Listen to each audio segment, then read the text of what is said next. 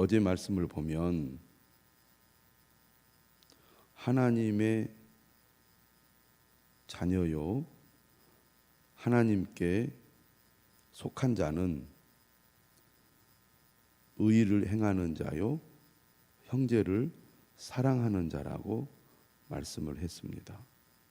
또 그와 대조적으로 마귀의 자녀요, 마귀에게 속한 자는 죄를 짓는 자요, 범죄하는 자요, 불법을 행하는 자라고 말씀을 했습니다. 하나님의 자녀라는 것은 곧 신분을 얘기하는 거죠. 그리스도인은 마귀의 자녀가 아니라 하나님의 자녀라는 것입니다. 또 하나님께 속한 자라는 것은 소속이 어디에 있느냐를 말하는 거죠. 믿는 자는 마귀에게 속한 자가 아니라 하나님께 속한 자로서 소속이 하나님께 있다는 것입니다. 그런 의미에서 하나님의 자녀요, 하나님께 속한 자는 죄와 상관없는 자요, 죄에 대한 단호한 태도를 가진 자라고 할 수 있습니다. 왜냐하면 믿는다는 것은 신분과 소속이 바뀌는 것이기 때문입니다. 신분과 소속이 바뀐다는 것은 곧 삶의 목적과 방향과 관심이 다르다는 것이죠. 그렇기 때문에 어제 말씀 9절에 보면 하나님께로부터 난 자마다 죄를 짓지 아니하나니 이는 하나님의 씨가 그의 속에 거함이요 그도 범죄하지 못하는 것은 하나님께로부터 났습니다. 신분과 소속이 다르기 때문에 삶의 목적과 방향과 관심이 다르다는 것입니다. 우리가 살아가면서 크고 작은 유혹과 흔들림이 있지만 예수님을 믿고 영원한 생명을 소유하게 되면 우리의 삶의 방향이 완전히 달라질 수밖에 없다는 것입니다. 삶의 자리가 달라지는 거죠. 그렇기 때문에 10절에도 뭐라고 얘기하냐면 이러므로 하나님의 자녀들과 마귀의 자녀들이 드러나나니 무릇 의를 행하지 아니하는 자나 또는 그 형제를 사랑하지 아니하는 자는 하나님께 속하지 아니하니라 이렇게 말씀하고 있습니다. 오늘 본문은 어제 본문에서 연결되는 내용인데 그 핵심 주제가 형제 사랑, 서로 사랑에 관한 주제입니다. 하나님의 자녀라면, 하나님께 속한 자라면 의를 행하고 형제를 사랑한다는 것이죠. 오늘 본문은 이렇게 시작합니다. 형제들아, 세상이 너희를 미워하여도 이상히 여기지 말라. 왜 진실로 믿는 사람들에게는 이런 핍박이 있다고 말합니까? 결국 신분과 소속이 다르기 때문입니다. 믿는 사람과 세상은 벌써 신분이 다르고 소속이 다르기 때문에 그들이 미워할 수밖에 없다는 거죠. 그러한 현실을 이상하게 여기지 말라는 것입니다. 오히려 그럴수록 믿음의 사람들은 어떻게 해야 된다고 말합니까? 14절 이하에서 말씀하듯이 형제를 사랑하는 삶을 실천해야 된다고 말씀하고 있습니다. 14절이죠. 우리는 형제를 사랑함으로 사망에서 옮겨 생명으로 들어간 줄을 알거니와. 여기서 주목해야 될 단어는 알거니와라는 단어입니다. 우리가 어떻게 영생을 얻습니까? 예수 그리스도를 믿음으로 영생을 얻습니다. 예수 그리스도를 믿는 자가 영생을 얻는다는 것을 우리가 어떻게 확인할 수 있다는 얘기입니까? 바로 형제 사랑을 통해서 확인할 수 있다는 것이죠. 진실로 그리스도를 믿는 자, 하나님의 자녀가 된 자, 영생을 얻는 자는 형제를 사랑한다는 거죠.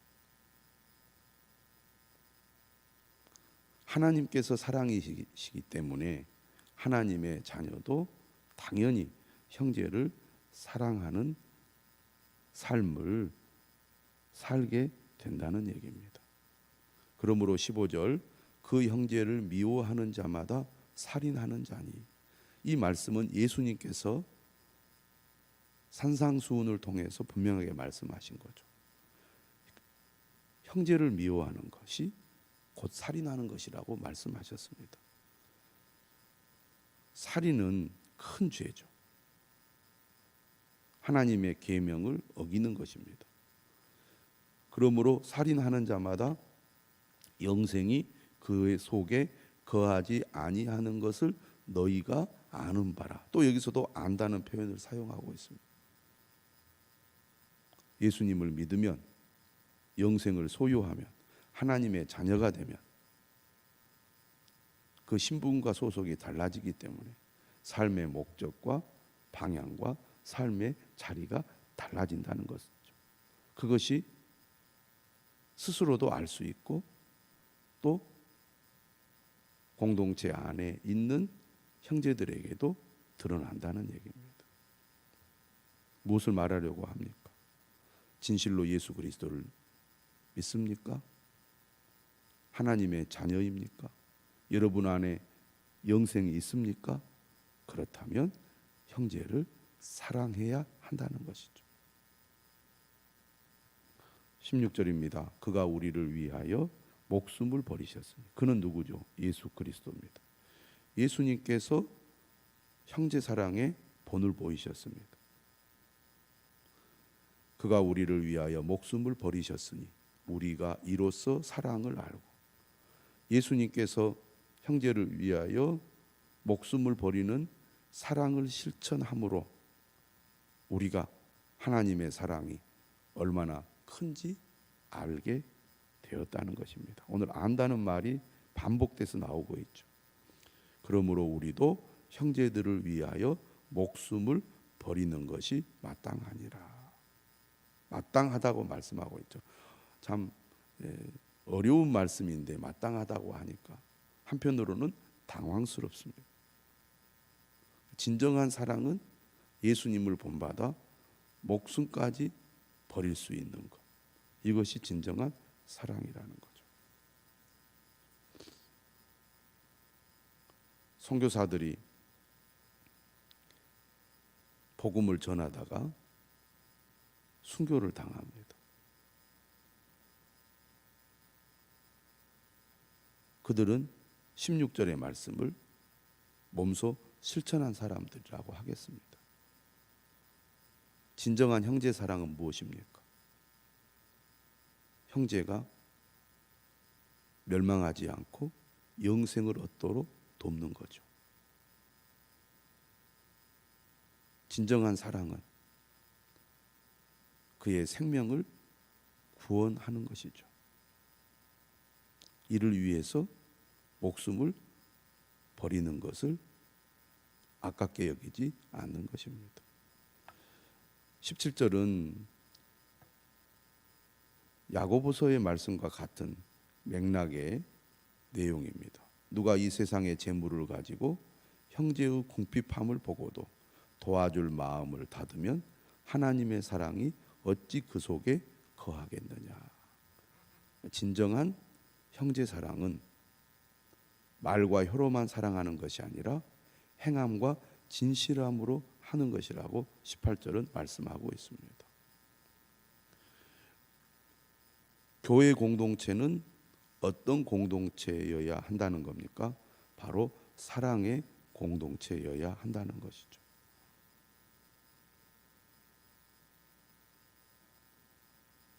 요한일서가 강조하는 것은 바로 형제 사랑입니다. 말과 혀로만 사랑하지 말고 행함과 진실함으로 하자. 세상과 다르다는 것을 무엇으로 보여줄 것인가? 세상은 교회에 대해서, 그리스도인의 믿음에 대해서 긍정적이기보다는 부정적으로 바라봅니다. 갈수록 그러게 될 거예요. 그런 상황 속에서 믿음의 공동체가 세상과 다르다는 것을 어떻게 우리가 보여줄 수 있겠습니까? 형제를 사랑하는 거죠. 행함과 진실함으로 하자. 행함은 실천을 의미한다고 하겠습니다. 진실함은 그 마음의 중심이죠. 행동이 따르지만 진실함이 없을 수 있습니다. 이 두 가지가 병행이 되어야 진짜 사랑이라는 거죠. 그런데 많은 사람들이 말과 혀로만 사랑한다고 말하지 행동으로 보여주지 못하고 있습니다. 오늘 말씀을 통하여 진심으로 또 진정으로 형제를 사랑하는 삶을 실천하자고 권하고 있는 겁니다. 오늘 우리도 이 말씀을 깊이 새겨서 우리 교회가 요한일서의 말씀대로 형제를 사랑하는 교회가 되어야 할 것입니다. 19절입니다. 이로써, 그 말은 무슨 말이죠? 사랑을 실천함으로써 우리가 진리에 속한 줄을 알고, 나는 예수 그리스도를 믿습니다, 우리는 진리에 속한 자입니다 라고 주장하지만 사랑을 실천하는 삶이 없다면 그것은 진정으로 진리에 속한다고 할 수 없습니다. 말만 좋고 말만 앞서면서 이기적이고 자기중심적이며 인색하다면 그는 진정으로 진리에 속한 사람이라고 말할 수 있겠느냐 하는 겁니다. 하나님 안에 거하고 하나님의 사랑 안에 거하면 너무나 당연하게 형제 사랑을 실천하게 되어 있다는 얘기죠. 그리고 그것이 증거가 된다는 것입니다. 다시 말하면 사랑을 실천하는 것이 진리에 속한 증거가 된다고 말씀하고 있습니다. 또 알다라는 말을 쓰고 있죠. 그게 증거가 된다는 거예요. 또 우리 마음을 주 앞에서 굳세게 하리니, 이러한 사랑 실천을 통하여 우리의 마음이 더 굳세게 된다는 얘기죠. 20절입니다. 이는 우리 마음이 혹 우리를 책망할 일이 있어도 하나님은 우리 마음보다 크시고 모든 것을 아시기 때문이라. 사랑하는 자들아, 만일 우리 마음이 우리를 책망할 것이 없으면 하나님 앞에서 담대함을 얻고 무엇이든지 구하는 바를 그에게서 받나니. 우리가 하나님의 은혜로 충만하여 진리의 말씀에 굳게 서서 하나님의 뜻을 따라 사랑을 실천하는 삶을 살아갈 때 우리가 하나님 앞에 더욱 담대하게 나아가게 된다는 것입니다. 그러니까 우리가 담대하게 하나님 앞에 기도할 수 있으려면 어떻게 해야 됩니까? 확신이 있어야 되겠죠. 또 하나님의 은혜로 우리가 충만해야 됩니다.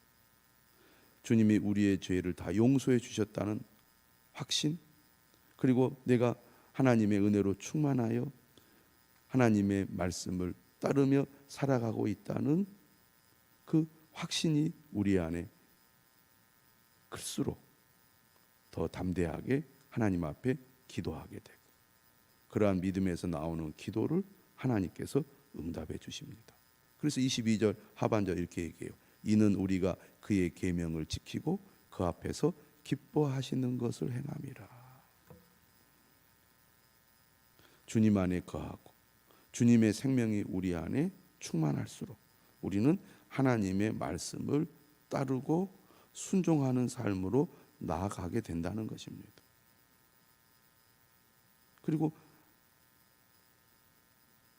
하나님께서 기뻐하시는 일을 행하게 되어 있죠. 정말 우리가 성령으로 충만하여 하나님의 말씀의 은혜로 가득 차게 되면 우리 안에 계신 성령께서 우리에게 힘을 주시고 지혜를 주시고 능력을 주셔서 주님의 말씀을 온전히 따르도록 도와주신다는 것입니다. 그래서 우리가 주님의 말씀을 실천할 수 있는 사람이 되게 하시는 거죠. 23절입니다. 그의 계명은 이것이니 곧 그 아들 예수 그리스도의 이름을 믿고 그가 우리에게 주신 계명대로 서로 사랑할 것이니라. 두 가지를 얘기하죠. 진실한 믿음은 하나님의 말씀을 순종하는 삶이란 무엇이냐? 첫째는 그 아들 예수 그리스도의 이름을 믿는 것이다. 그리고 두 번째는 그가 우리에게 주신 계명대로 서로 사랑하는 것이다.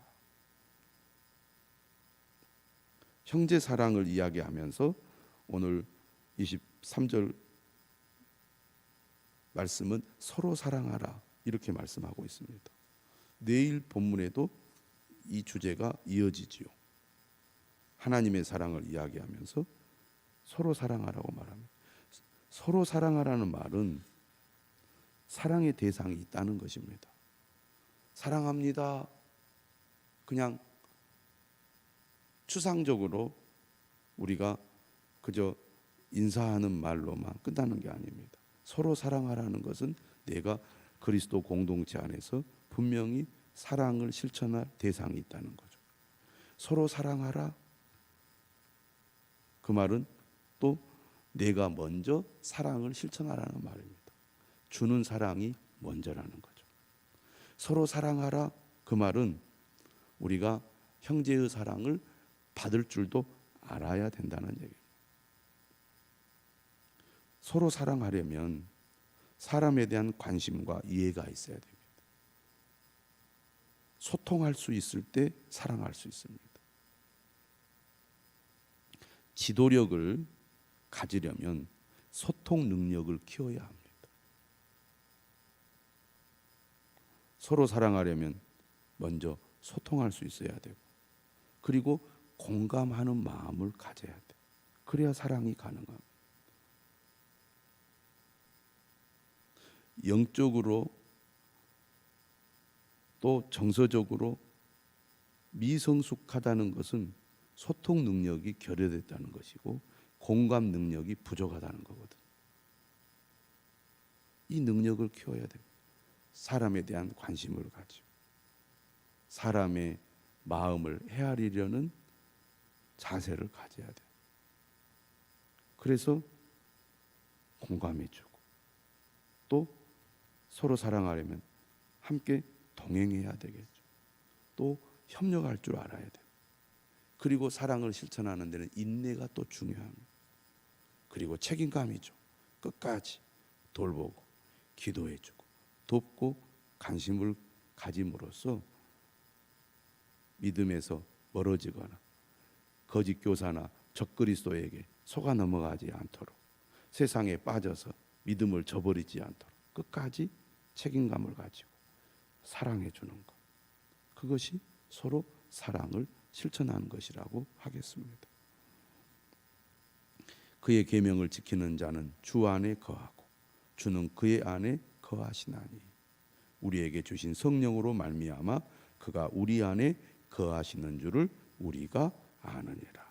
진정으로 주 안에 거하는 사람은 바로 그의 계명을 지키는 자예요. 여기서 말하는 그의 계명이란 바로 서로 사랑하라는 계명입니다. 우리 모두 다 부족하죠. 우리 모두 다 연약합니다. 우리 모두 다 이기적인 본성을 가진 자입니다. 주님 안에 거하고 주님이 내 안에 거함으로 우리가 성령의 능력으로 충만하여 주님의 명령에 순종할 때 서로 사랑하는 삶을 실천하게 될 것입니다. 우리 나주 빛가람 교회가 서로 사랑하는 공동체가 될 수 있기를 주님의 이름으로 축원합니다.